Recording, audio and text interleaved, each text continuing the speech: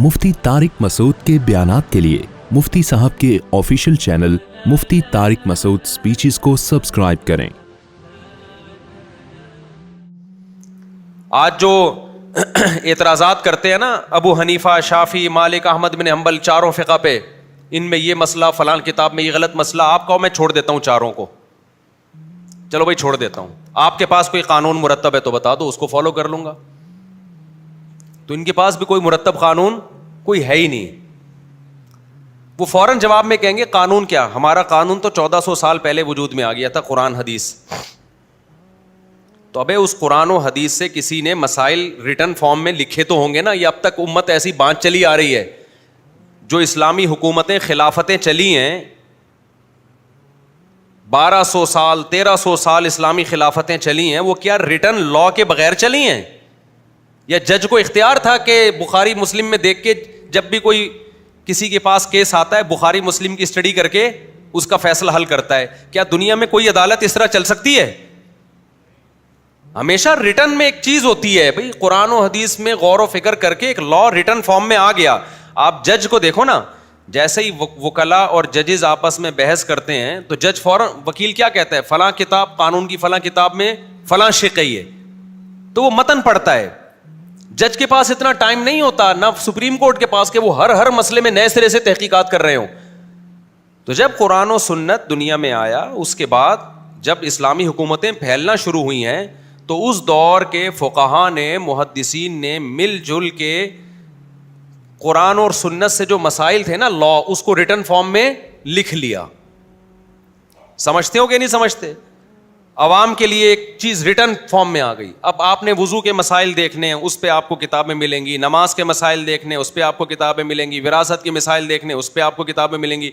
तो ये चारों अइम्मा ने ये काम किया, इनका कानून मुरत्तब होकर हमारे सामने आ गया। उनमें बहुत सी चीज़ों में इत्तेफाक हो गया, कुछ चीज़ों में इख्तलाफ हो गया, लेकिन रिटर्न में एक चीज़ आ गई, और ऐसी रिटर्न में आई है कि सदियों लोग उसको फॉलो करते रहे हैं, सदियों तक। अब क्या मसला है? अब आप कह रहे हो ये गलत है, तो आप सही ले आओ मार्केट। आप कह रहे हो मैं सही हूं, मैं कुरान हदीस की बात करता हूं, तो भाई आप जो बात कर रहे हो वो अलग है, वो वाला क्या कर रहा है? वो कुरान हदीस की बात कर रहा है, वो क्या है? वो अलग है। वो वाला कर रहा है, अलग है। तो आप मिलजुल के कुरान हदीस की रोशनी में इत्तिफाक़े राय से एक लॉ मुरत्तब क्यों नहीं कर लेते? उसका जवाब ये होगा, अब ये पॉसिबल नहीं है, इत्तिफाक होगा ही नहीं। मैं अहले हदीसों के खिलाफ नहीं हूं, इनमें जो मोतदिल अहले हदीस हैं वो मोतदिल हैं, वो उनके मैं खिलाफ नहीं हूं। लेकिन एक मेरा बड़ा अहम सवाल है अहले हदीस हज़रात से। आपने टेलीविज़न में देखा होगा, 2-2, 3-3 मुख्तलिफ मकातिब फ़िक्र के लोग बैठते हैं। अहले हदीस हमेशा एक ही बैठते हैं, दो नहीं बैठेंगे कभी। क्यों? 2-4 मसाइल के अलावा उनका हर मसले में दूसरे से क्या होगा? इख्तिलाफ होगा। कोई एक अहले हदीस आलिम ऐसा नहीं है जो अहले हदीस मकतबा फ़िक्र को का नुमाइंदा हो। आप देख लें, कोई एक भी नहीं है, क्योंकि वो जो राय पेश करेंगे ना, दूसरे अहले हदीस की राय कुरान और सुन्नत की रोशनी में उसके खिलाफ, तीसरे की उसके खिलाफ, चौथे की उसके खिलाफ। अभी कुछ दिन पहले के अहले हदीस आलिम आए थे, मुझे भी बड़ी इज्जत देते हैं, मैं भी उनको बड़ी इज्जत देता हूँ। मैंने उनसे कहा, मैंने कहा देखें, 4 मकातिब फ़िक्र है ना, कुरान और सुन्नत की रोशनी में 4 कानून के मतन हैं जो मुरत्तब हो गए और सदियों से उस पर लोग चलते आ रहे हैं। हमें इस पर इसरार नहीं है कि लोग इन चारों को फॉलो करें। हम कहते हैं 5वां भी हो जाए तो कोई हरज नहीं है, वो भी कुरान और हदीस से ही होगा ना। तो आप एक 5वां फ़िक़ा मुरत्तब करें। आप समझने कि नहीं समझ, ताकि हमें पता हो कि ये अहले हदीस मकतबा फ़िक्र है और ये उनकी मखसूस किताबें हैं और ये उनका लॉ है, ताकि हम कहें भाई जो इन चारों पे नहीं चलना चाहता, चलो वो अहले हदीस बन जाए, लेकिन वो फिर इस पे चले ना। जब वो अहले हदीस बनता है तो उधर अहले हदीस कुछ और, वो वाले अहले हदीस कुछ और, वो वाले अहले हदीस कुछ और। नतीजा क्या निकलता है? वो एक शख्स की तकलीद पे आ जाता है। इससे उम्मत तबाह हो जाएगी। हर शख्स जब अपने फलां, वो फलां को का मुकल्लिद है, वो फलां का मुकल्लिद है, वो फलां का मुकल्लिद है, वो फलां का मुकल्लिद है, तो ये उम्मत सिमटने के बजाय सिमटेगी या मजीद बिखरेगी? ये तो सिमटने के बजाय मजीद बिखरती चली जाएगी। सिर्फ तलाक के मसाइल में ही अहले हदीसों के इतने सारे अक़वाल हैं। बाज़ अहले हदीस के नज़दीक इकट्ठी 3 तलाक़ें एक होती हैं, ہمارے یہاں جس نے طلاق دی وہ ان اہل حدیثوں سے جا کے فتویٰ لے کر آتا ہے جو اکٹھی تین کو کیا کہتے ہیں؟ ایک کہتے ہیں. حالانکہ سارے اہل حدیث ایک نہیں کہتے. بعض اہل حدیث کہتے ہیں اکٹھی تین کتنی ہوتی ہیں؟ 3 ہوتی ہیں. اب جو اہل حدیث 3 طلاقیں دے گا وہ اس اہل حدیث کو فالو نہیں کرے گا جو 3 کو 3 کہہ رہا ہے. حنفیوں میں پوری روئے زمین میں جہاں بھی جائیں گے 3 کتنی ہوں گی؟ حنفی کے پاس بھاگنے کا راستہ نہیں ہے, شافعی کے پاس بھاگنے کا راستہ نہیں ہے, مالکی کے پاس بھاگنے کا راستہ نہیں ہے, حنبلی کے پاس بھاگنے کا راستہ نہیں ہے. اہل حدیثوں کے پاس بھاگنے کا بہت راستہ ہے. وہ 3 کو 3 کہہ رہا ہے, چلو وہاں سے چلے جاؤ. وہ 3 کو کتنی کہے گا؟ بولو, 1 کہے گا. اور اگر آپ یہ چاہتے ہو کہ آپ کی 3 ایک بھی نہ ہو, آپ کو اس پہ افسوس ہو رہا ہے کہ میں نے اکٹھی 3 دی, 1 کیوں ہوئی, وہ 1 بھی نہ ہو, تو اہل حدیثوں میں ایسے لوگ بھی ہیں جو کہیں گے کہ آپ نے چونکہ بیوی سے ہم بستری کرنے کے بعد طلاق دی ہے لہذا 1 بھی نہیں ہوئی ہے کیونکہ یہ ناجائز طلاق ہے. ایسے لوگ بھی ہیں. یقین نہ آئے تو میں آپ کو حوالہ دکھا دوں گا, میرے پاس کتاب پڑھی ہوئی ہے, بہت بڑے اہل حدیث کے عالم ہیں. انہوں نے کہا اگر کسی نے بیوی سے دوسری طلاق میں وہ کہتے ہیں کہ اگر پہلی آپ نے دی اور رجوع نہیں کیا اور اگلے مہینے میں دوسری دے دی تو دوسری نہیں ہوگی, پہلے سے رجوع کرنا پڑے گا پھر دوسری ہوگی. یہ بھی اہل حدیث کا مذہب ہے. اور بعض کہتے ہیں نہیں, اگر پہلی سے رجوع نہیں کیا اگلے طہر میں دوسری دی تو دوسری ہو جائے گی. آپ نے حالت حیض میں طلاق دی, چاروں امام اتفاق کرتے ہیں ہو گئی طلاق. لیکن اہل حدیث میں کچھ کہتے ہیں حالت حیض میں 3 دے دی تو 1 بھی نہیں ہوگی, بعض کہتے ہیں 3 دے دی تو 1 ہوگی. تو 20 اور سب کے قرآن و حدیث کی روشنی میں فتویٰ دے رہے ہیں. سب سمجھ میں آ رہی ہے بات کہ نہیں آ رہی ہے؟ تو یہ لا کیسے چلے گا بھائی, یہ ملک کا قانون کیسے بنے گا؟ تو میں پھر بتا دوں, مجھے اہل حدیثوں سے کوئی نفرت نہیں ہے, دوسروں سے 1000 گنا بہتر ہے. وہ بدعتوں کا ارتکاب نہیں کرتے, عقائد میں صحیح ہوتے ہیں. لیکن آپ اگر ایک چیز کی طرف لوگوں کو دعوت دے رہے ہیں تو آپ کے بڑے بڑے علماء مل کے ایک متن مرتب کریں اور بولیں یہ 5واں فقہ ہے. اگر آپ کہیں ہمارا کوئی فقہ شقہ نہیں ہے, ہم قرآن حدیث کو مانتے ہیں, تو اس کا مطلب بزبان حال آپ یہ کہہ رہے ہو کہ ابو حنیفہ شافعی وہ تورات انجیل کو مانتے تھے, وہ قرآن حدیث کو نہیں مانتے تھے.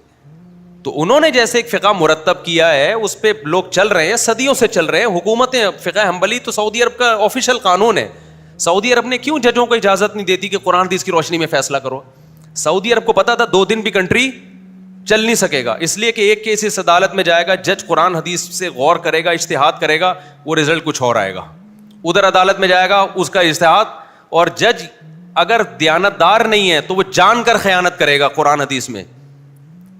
وہ والی حدیثیں پیش کرے گا جو اس کے مطلب کی ہیں, جو اس کے اگینسٹ جا رہی ہیں وہ والی نہیں پیش کرے گا. جیسے کہ آج کل مناظروں میں ہوتا ہے, مناظروں میں آپ دیکھو دوسرے کو نیچا دکھانے کے لیے اپنے مطلب کی دلیل تو پیش کی جاتی ہے, سامنے والے کی دلیل کو لوگ پی جاتے ہیں. یہ کام ججز کرنا شروع کر دیں گے.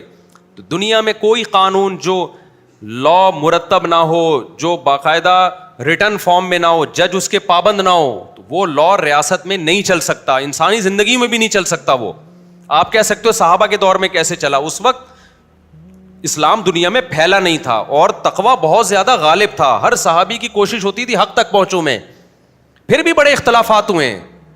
لیکن ائمہ مجتہدین نے آہستہ آہستہ ان اختلافات کو کیا کر دیا, بحث مباحثہ کر کے سمیٹ کے کم کر دیا. اب اس کم کو مزید نہ پھیلایا جائے, اب اس کو مزید نہ پھیلایا جائے.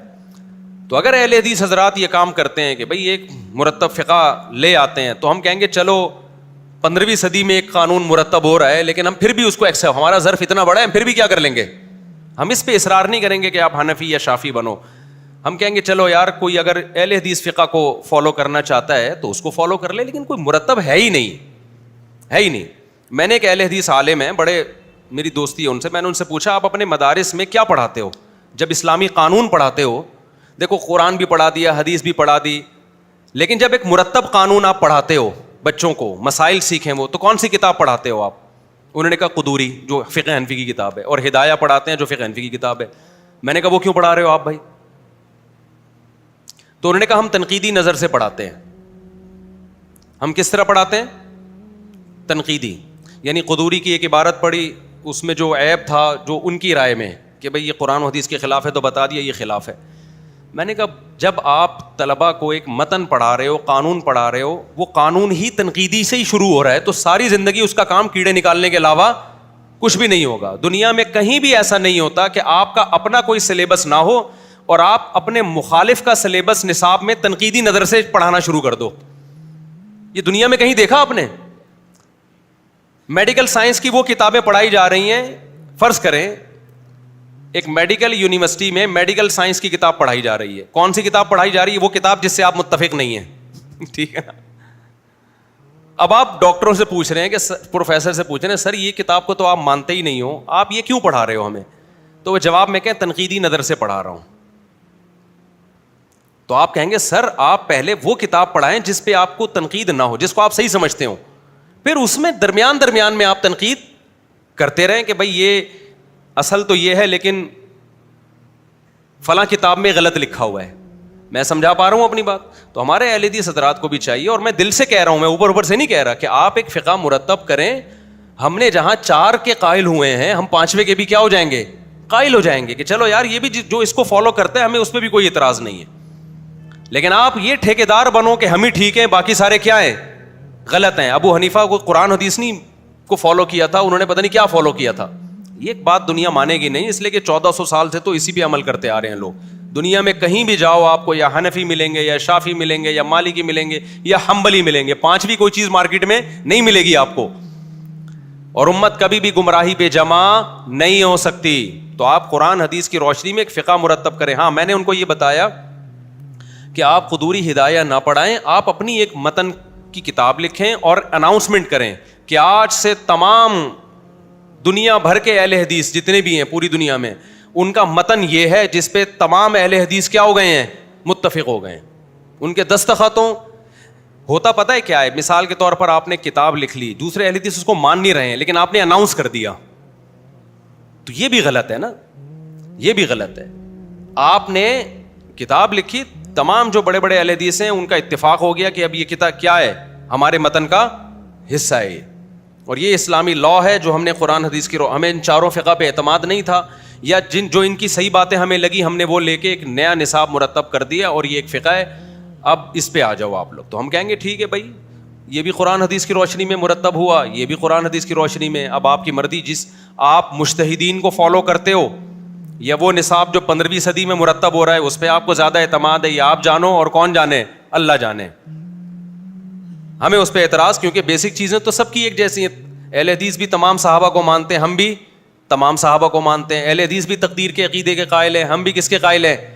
منہ سے پھوٹنے میں کوئی گورنمنٹ نے پابندی, میرا خیال سوری غلط لفظ, منہ سے بولنے پر گورنمنٹ نے کوئی پابندی نہیں لگائی, اہل حدیثوں کے بھی نہیں لگائی, ہمارے بھی نہیں لگائی. تو اب آپ لوگ بھی بول لو نا. تو ہم بھائی یہ خدا کو وہ بھی مانتے ہیں. میں انڈیا کا ایک واقعہ بتاتا ہوں نا. ایک انڈیا میں ایک مولانا صاحب جیل میں تھے, تو وہ حنفی تھے, تو ان سے کسی ہندو نے آ کے نا تنزیہ پوچھا کہ یہ آپ کا اور اہل حدیثوں کا کیا فرق ہے. اب وہ بیوقوف ہوتے تو وہ کہتے ہیں اہل حدیث یوں کرتے ہیں, ہم یوں کرتے ہیں. تو کہتا ہے تم لوگ تو خود آپس میں اتنا لڑ رہے ہو. تو انہوں نے بڑا زبردست جواب دیا. وہ ہندو یہی چاہتا تھا کہ ان پھڈا سامنے لایا جائے نا.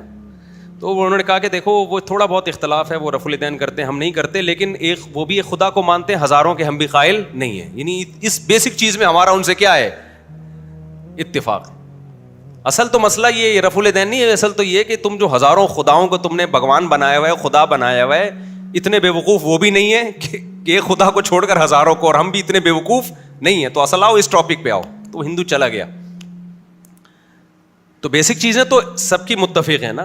ایک خدا کو ہم بھی مانتے ہیں, وہ بھی ایک خدا کو. ختم نبوت کے ہم بھی قائل ہیں, وہ بھی قائل ہیں, اور ختم نبوت پہ سب نے مل کے محنت کی ہے. ابھی جو بل پاس ہوا ہے الحمدللہ, یہ صحابہ کرام کی جو کی توہین نہیں کر سکے گا کوئی بھی پاکستان میں. تو اس میں اہل حدیث خاص طور پہ مولانا احتشام صاحب کا تو میں شکریہ ادا کرتا ہوں, احتشام الہی ظہیر صاحب کا. ان کی بھی بڑی اس میں ایفرٹس ہیں, جو اہل حدیث کے بڑے عالم ہیں, اور بھی دوسرے ہر طرح کے تمام مکاتب فکر کی اس میں کوشش ہے.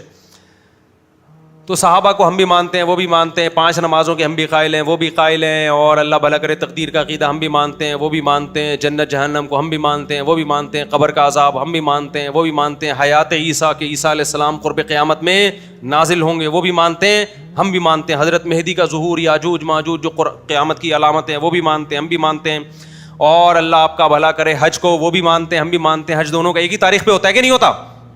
ان کا حج بھی میرے بھائی 9 ذی الحجہ کو ہوتا ہے, ہمارا والا بھی 9 ذی الحجہ. قربانی 10 دن, وہ بھی 10ویں دن قربانی کرتے ہیں. کچھ ان میں قائل ہیں جو چوتھے دن بھی کرتے ہیں, لیکن میجورٹی میرا خیال ہے اس کی قائل نہیں ہے.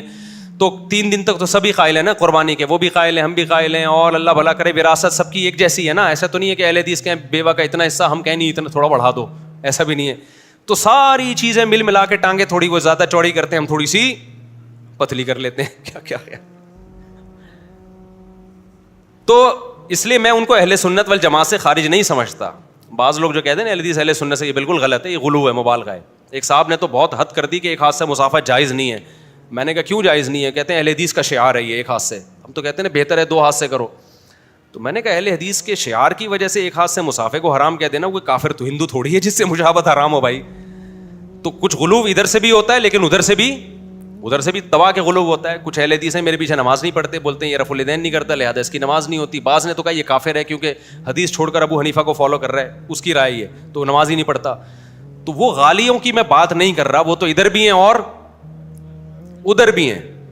میں معتدل لوگوں کی بات کر رہا ہوں. تو میں معتدل علماء سے ہی مخاطب ہوں اہل حدیث کے, کہ آپ ایک فقہ باقاعدہ مرتب کر لیں, کیونکہ اختلاف بہت زیادہ ہے. یہ جب تک ختم نہیں ہوگا جب تک ریٹن فارم میں مرتب نہیں ہوگا. اور پھر آپ کا مفتی اس متن کا پابند ہوگا کہ اس پہ فتویٰ دے. اس کی میں ایک مثال دیتا ہوں. دیکھو ہم جب فتویٰ دیتے ہیں نا, قرآن حدیث میں ہر آدمی کی اپنی تحقیق ہوتی ہے, لیکن ہم پابند ہوتے ہیں کہ جو 1400 سال سے ریسرچ چلی آ رہی ہے, آپ نے کوئی نئی ریسرچ مارکیٹ میں نہیں لانی ہے, آپ اس کے پابند ہیں, اسی پہ فتویٰ دیں آپ. اگر آپ نے اس سے ہٹنا ہے تو پھر علماء کا پورا پینل بیٹھے گا, غور و فکر ہوگا, اس کے بعد اس کے خلاف فتویٰ دیا جائے گا. جیسے کہ ایسا بھی ہوا ہے, اگر ہم اندھے مقلد ہوتے تو بہت سے مسائل میں ہم فقہ حنفی کو چھوڑتے نہیں. چھوڑا ہے بہت سے مسائل میں, لیکن ایسا نہیں ہے کہ ایک بندہ وہاں سے اٹھا اس نے چھوڑ دیا, وہاں سے اٹھا, بلکہ باقاعدہ علماء کا پینل بیٹھا ہے, بحث مباحثہ ہوا ہے کہ بھائی یہ فتویٰ چلنے کے قابل نہیں ہے مارکیٹ میں, زمانہ تبدیل ہو چکا ہے, اس کے لحاظ سے بعض مسائل چینج ہو جاتے ہیں, تو اس میں پھر دوسرے فقہ پہ فتویٰ دیا گیا. لیکن اہل حدیث حضرات میں مسئلہ یہ ہے کہ ادھر کوئی فتویٰ دے رہا ہے, ادھر کوئی فتویٰ دے رہا ہے, ادھر کوئی فتویٰ دے رہا ہے. عوام دیکھتی ہے کہ اس کو پتہ چلتا ہے کہ وہاں سے فتویٰ آپ کو آپ کی مرضی کا ملے گا, وہ وہاں پہنچ جاتے ہیں.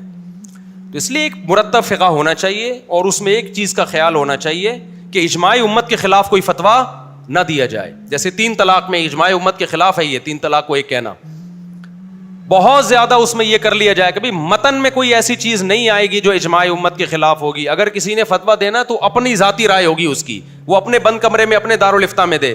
جو اہل حدیث متن تیار کریں گے اس میں اجماع امت کے خلاف کوئی مسئلہ نہیں آئے گا, یہ اس کو پہلے پابند کر دیا جائے تو پھر ہم اس کو بھی قبول کر لیں گے. لیکن کچھ ہو تو نا, ابھی مسئلہ کچھ سفر میں اتنا زیادہ ہے کہ وہ کہہ رہے 78 کلومیٹر پہ قصر شروع ہوتی ہے, دوسرا کہہ رہے. ہمارے ایک جاننے والے اہل حدیث, ان کو پشاور میں ایک گھر سے دوسرے گھر جانا تھا, وہاں انہوں نے قصر کرنا شروع کر دی. ابے بھائی آپ سفر کہاں کریں, میں یہاں سے وہاں جا رہا ہوں نا, سفر ہے یہ بھی, یہ میں مذاق نہیں کر رہا. اور 2 نمازیں اکٹھی بھی پڑھنا شروع کر دی وہیں پہ. تو کہاں, یعنی یہ تو امت کیا ہو جائے گی, بے لگام اونٹ کی طرح ہو جائے گی, شتر بے مہار کی طرح.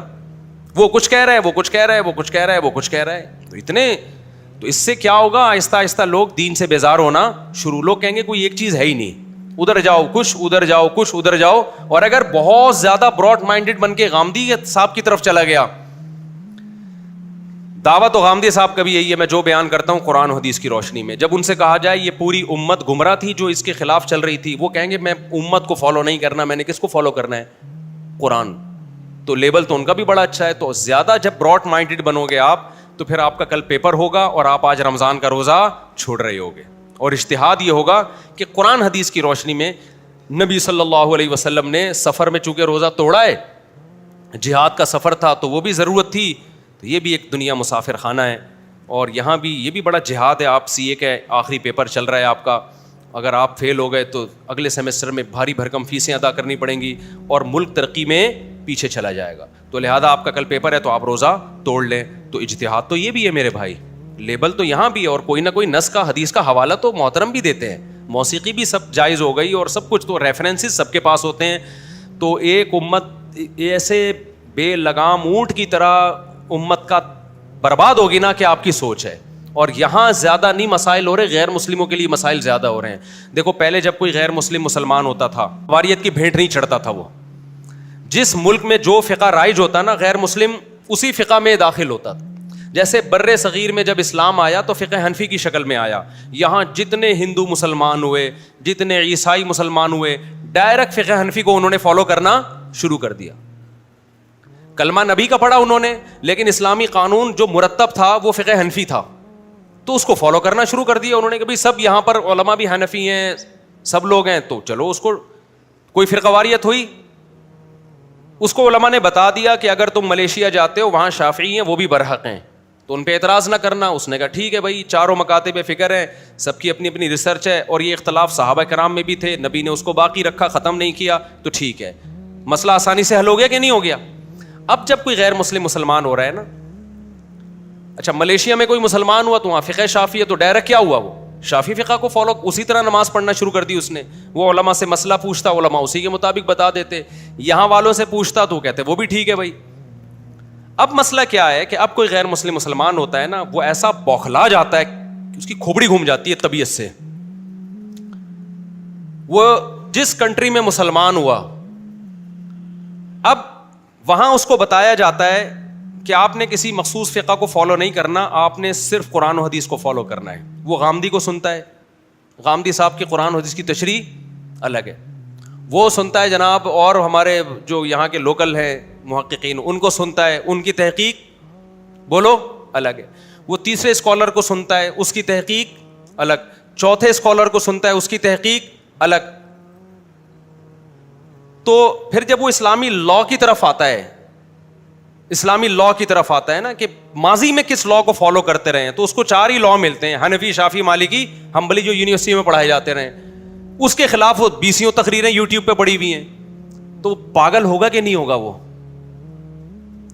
ایک مولانا سے کسی نے پوچھا ساؤتھ افریقہ میں کہ یہاں جب غیر مسلم مسلمان ہوتا ہے, انٹرنیٹ پہ یہ فتویٰ پڑا ہوا ہے, افریقہ میں, ساؤتھ افریقہ نہیں, افریقہ میں, تو اس نے کہا یہاں سارے مالکی فقہ کو فالو کرتے ہیں, تو جب ایک غیر مسلم مسلمان ہوتا ہے تو کیا وہ فقہ مالکی کو ڈائریکٹ فالو کر سکتا ہے؟ اب وہ چونکہ وہی اس ٹائپ کے مولانا تھے جو متجدد ٹائپ کے, انہوں نے کہا نہیں, اس پر لازم ہے کہ وہ قرآن حدیث سے تحقیق کرے کہ کس کا مسئلہ ٹھیک ہے, کس کا مسئلہ غلط ہے. میں نے کہا انہوں نے نا اس کی الجھن ختم کرنے کے بجائے کیا کر دی ہے, پہلے وہ یہ مہینوں تحقیق کرتا رہا کہ اسلام برحق ہے یا نہیں, اب رفع الدین کے بھی مسئلے وہ پوری تحقیق پڑھے گا پہلے, پھر جن علماء نے رفع الدین کے مسائل کا جواب دیا وہ بھی پڑھے گا, پھر امام کے پیچھے فاتحہ والا, پھر امام کے پیچھے آمین والا, زور سے آمین, آہستہ آمین, پھر رکوع میں رفع الدین ہے یا نہیں ہے, ایک نماز, پھر آگے روزے ہیں. یہ تو چھوٹے چھوٹے مسائل ہیں, اور بڑے بڑے مسائل میں تقدیر کا عقیدہ ہے. ایسے اسکالرز ہیں جو تقدیر کے منکر ہیں, تو وہ تو آپ سیدھا سیدھا کہہ دیتے بھائی امت گمراہی پہ جمع نہیں ہو سکتی. جو چاروں فقہ صدیوں سے چلے آ رہے ہیں, اہل سنت والجماعت انہی کو فالو کرتی آ رہی ہے. آپ جس ملک میں پیدا ہوئے یا جس ملک میں آپ اسلام لا رہے ہیں, وہاں چونکہ سارے علماء فقہ مالکیہ کو فالو کر رہے ہیں, تو ان علماء میں جو برحق ہیں آپ ان کو فالو کریں. یہ آسان جواب تھا, آپ نے اس کو الجھن ختم کرنے کے بجائے کس میں ڈال دیا, مزید الجھن میں ڈال دیا. بعض دفعہ جب مفتی کو جواب نہیں آتا نا, تو سوال پوچھنے والے کے کوئی سوال میں الجھا دیتا ہے وہ, تو دیکھنے میں لگتا ہے کہ یہ مسئلہ حل کر رہا ہے, حالانکہ مسئلہ حل نہیں کر رہا ہوتا, وہ مسئلہ اس کے لیے بڑھا رہا ہوتا ہے. ایک مثال دیتا ہوں میں, ایک گاؤں میں ایک مفتی صاحب گئے, ان کو آتا باتا کچھ نہیں تھا, وہ مفتی تھے نہیں, پڑھا بڑا تھا نہیں انہوں نے. اب لوگ مسائل پوچھنے کے لیے آتے ہیں, ان کو جواب نہیں آتا, تو انہوں نے کیا کیا کہ اپنے استاد سے مشورہ کیا کہ حضور میں نے تو مدرسے میں بنٹے کھیلتا رہا ہوں, مجھے آتا واتا تو کچھ ہے نہیں, اب لوگ مسائل پوچھنے کے لیے آتے ہیں تو میں کیا کروں. تو انہوں نے کہا کہ بھائی دیکھو سائل کو الجھا دو. اب دیکھو جو افریقہ سے جس سائل نے سوال پوچھا تھا نا کہ غیر مسلم مسلمان ہو رہا ہے تو وہ کنفیوز ہے, تو اس نے تو یہی کنفیوژن تو پیش کی تھی کہ صحیح کون ہے غلط کون ہے. اس کی تو اس کو قرآن حدیث ہی سے لگ رہا تھا, کبھی یہ وہ صحیح لگ رہا ہے, کبھی اس کی تو کنفیوژن یہی تھی, اور آپ نے اسی کنفیوژن پہ اور اسٹیمپ لگا دی کہ یہی کرنا ہے تم نے. تو کنفیوژن ختم ہوئی یا بڑھ گئی اس کی؟ اس کا حل یہ تھا بھائی امت گمراہی پہ جمع نہیں ہو سکتی. یہ چاروں اہل سنت والجماعت کے مکاتب فکر ہیں, اور یہ چاروں مجتہدین ایسے ہیں, ابو حنیفہ, مالک, شافعی, احمد بن حنبل, ان کو پوری امت مانتی ہے, مخالف بھی ان کو مانتا ہے, اور ان کا فقہ حکومتوں میں چلا ہے, ہزار سال حکومتوں کا لا رہا ہی ہے, تو امت اتنی بڑی گمراہی پہ جمع نہیں ہو سکتی. تو آپ نے کیا کیا, بجائے اس کا مسئلہ حل کرنے کے اس کو اور زیادہ کنفیوژن میں ڈال دیا. تو اس کی میں ایک گاؤں کی مثال دے رہا تھا. ایک مولانا صاحب, علم نہیں تھا ان کے پاس, وہ گاؤں دیہات میں گئے, تو اب کوئی بندہ مسئلہ پوچھنے کے لیے آ رہا ہے, نماز میں ایسا ہوگا کہ نہیں ہوگا, وہ ہر چیز میں ایک بندہ آیا کہ چوہا گر گیا کنویں میں, کتنے ڈول پانی کے نکال لیں. تو انہوں نے کہا جی اس کی پہلے تحقیق کرو کہ گر کے مرا ہے یا مر کے گرا ہے. ہر ایک کا حکم کیا ہے, جدا جدا. جب تک یہ تحقیق نہیں ہوگی تو مسئلہ حل نہیں ہوگا. اب وہ بیچارہ کہاں سے تحقیق کرے گا, مر کے گرہ کے گر کے مرا. تو اس کی کنفیوژن ختم ہونے کے بجائے بڑھ گئی کہ نہیں بڑھ گئی. آپ اس کو بتا دیتے مر کے گراؤ یا گر کے مراؤ, میرے بھائی گر کے مراؤ تو اول تو کوئی حکم میں فرق نہیں, لیکن فرق ہوتا بھی. احتیاطاً اتنے ڈول نکال دو. ہمارے پاس جب مسائل آتے ہیں نا, لوگ سوال پوچھتے ہیں, بہت ساری شقیں ایسی ہوتی ہیں جو قابل تنقیح ہوتی ہیں. تنقیح کا مطلب اس کو سمجھنا ہوتا ہے. تو میں نے جو میرے ماتحتی میں کام کر رہے ہیں ان کو میں نے کہا ہوا ہے کہ کبھی بھی ایسا نہ کرو کہ سوال پہ سوال لکھ کے بھیج دو مستفتی کو. سوال پہ کیا لکھ کے بھیج دو کہ آپ نے یہ سوال پوچھا ہے لیکن اس پہ چند سوالات اٹھتے ہیں, یہ سوال کا وہ, اور مصیبت میں پھنس جاتا ہے. میں نے کہا سیدھا سیدھا, تبھی میں جو بھی سوال جمع کرتا ہوں فون نمبر ڈلواتا ہوں اس میں. میں نے کہا سیدھا سیدھا آپ نے فون کر کے اس سے جو چیزیں آسانی سے جواب دے سکتا ہے لکھ لو, جن کا جواب آسانی سے نہیں دے سکتا وہ اس کے بس میں ہی نہیں ہے, بعض چیزیں نہیں پتہ ہوتی, تو ان کے بارے میں لکھ دو, اس کا مستفتی کو جواب معلوم نہیں ہے. اور اس کو ٹو دا پوائنٹ بات کرو اس کے سامنے, شقوں میں نہ ڈالو اس کو. کچھ چیزیں تجربوں سے سیکھتا ہے نا انسان, وہ پڑھ کے اور بوکھلا جاتا ہے, یار یہ تو.